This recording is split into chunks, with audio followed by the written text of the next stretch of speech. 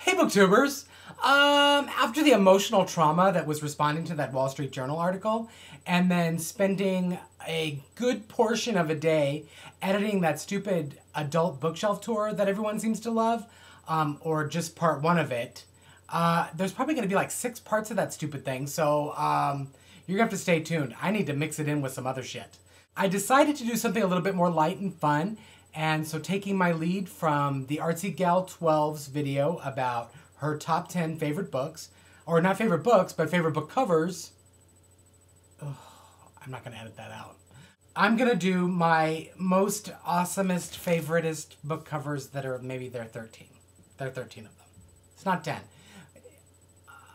I don't have any superstitions or anything about the number 13, so it should be okay, right?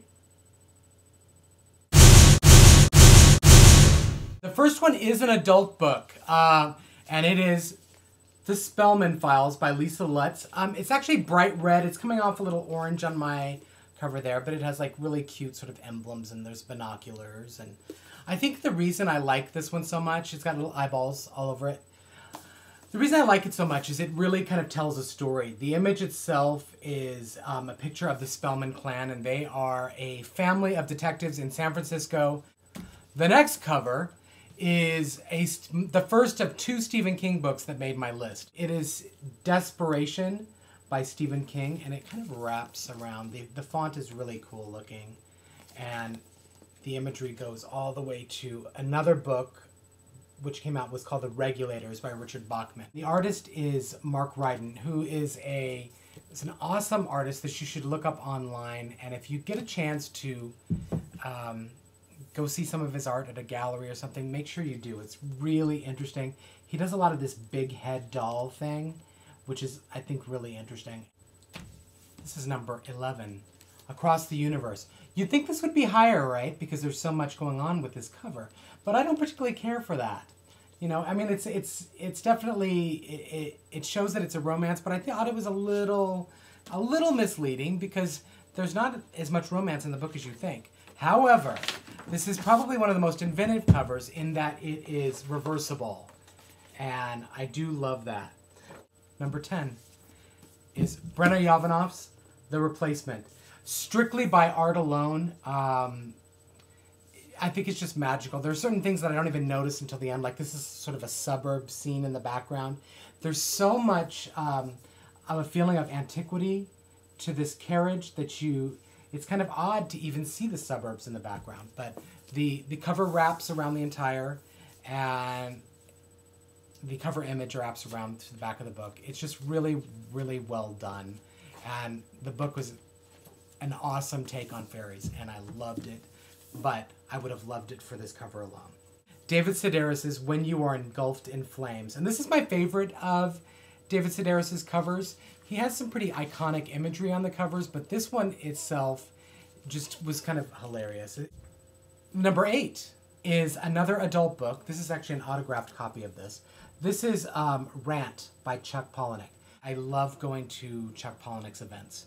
He always writes a short story specifically for the event, and it's not something that's ever published, so it's pretty awesome, and it's usually something really filthy.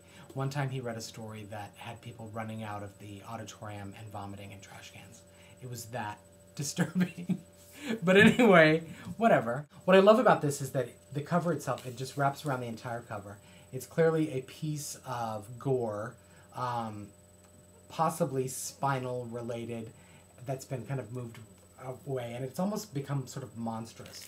What's cool about it also is that the R in the center, which is the first letter of the title Rant, is actually embedded into the cover of the book as well in gold foil. Really iconic, and just like the author himself, really. 2, 3, 4, 5, 6. Number 6, and this is Lauren Oliver's Delirium, and I think what I like about this, the cover itself is very shiny. It's got a metallic feel to it.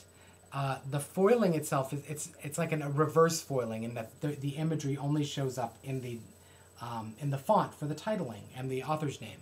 But what is so unique about it is that the cover itself is a glossy image cover. Number 5 is Charlie Higson's The Enemy. And what I like about it is it has that feel of sort of Cold War spy stuff, and yet it's about zombies and kids in London. But it's the feel of the book that I love. And I think that the cover, the decision to go with a matte cover and a raised embossing on The Enemy, and the additional idea to go black with all the pages was absolutely fantastic. So on the inside, if you didn't have the cover on it at all, you'd have a red book with black lettering and black pages. It's insane. It's awesome book construction, no matter how you slice it, really, if you were to slice it. The next book, book number 4, it is Zombies versus Unicorns. And it has a pretty genius kind of construction to it. At first I thought that this was a die cut that looked through at the under image, but it's not. It's just sort of an embossed imagery of a zombie and a unicorn, which is beautiful. The back stuff looks like an album cover, like a Prince album cover from the 80s. It's insanely cool. And I'm not sure if that's what they had in mind. But what everyone loves is the inside imagery of the war with the zombies and the unicorns. Absolutely astonishing. Number 3 in my top 13 is Stephen King's Lisey's Story. Now, this book is actually a book that got me back into Stephen King. I had been not reading him since the early 90s and kind of let a lot of books slip by. But I was in the middle of a sort of a reading binge of New York Times notables, and Stephen King popped up on it. Stephen King on the New York Times notables list is a pretty big deal because they don't really recognize a lot of horror on there. It's very much literary fiction oriented. And this book was really touted as being a very literary turn for Stephen King, and I loved it. I think what I loved most about it was that it shows the interior of a marriage, the kind of conversations you have with a partner that are so intimate and not in a sexual way, but are so intimate and knowing of the other person and their language that it was dead on. It was so dead on that I was enraptured. This is a great book. And the cover itself is very kind of iconic. It just looks like a shovel with a pretty imagery right there. But it is, in fact, a die cut of a shovel that you can see straight through. Or at least the bottom you can see through. There I am. There I am. Anyway, the inside is just a montage or a collage of all of these sort of imagery from a garden that happens inside of a hallucination in the book. And this is his word for his wife, baby. He calls her baby. And there's just a lot of stuff going on in the detail. This could be a tie for number 2 with Wither. And Wither is one of those books that is, the cover is so unique and beautiful, and despite the fact that the model looks exactly like Mandy Moore with long hair, right? Am I right? The imagery of the graphics, too. There's this graphic stuff going on that clearly took a lot of thought and just a lot of work. And I think it's just really interesting, the way it wraps around and it kind of gets you moving around the book. It's like it forces you to have motion. I have to dust this off because this is like my baby. It's my baby, and it's signed. And it's insane. I'm going to show you. Lamb by Christopher Moore. The Gospel According to Biff, Christ's Childhood Pal. This book is so funny. Even if you're not particularly religious, and I'm not particularly religious, it's just a really fun book. Now, getting back to the cover. How insane is it to use Bible binding to make this book? This book is actually Bible bound.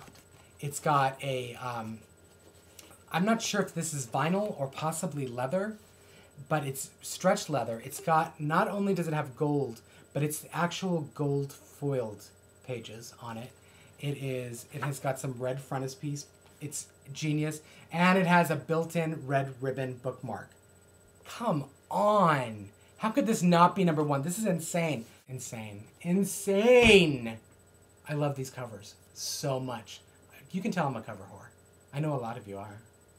Tell me about your favorite covers. I would love to have people link to me, link back to the Artsy Gal, and go from there. Have fun.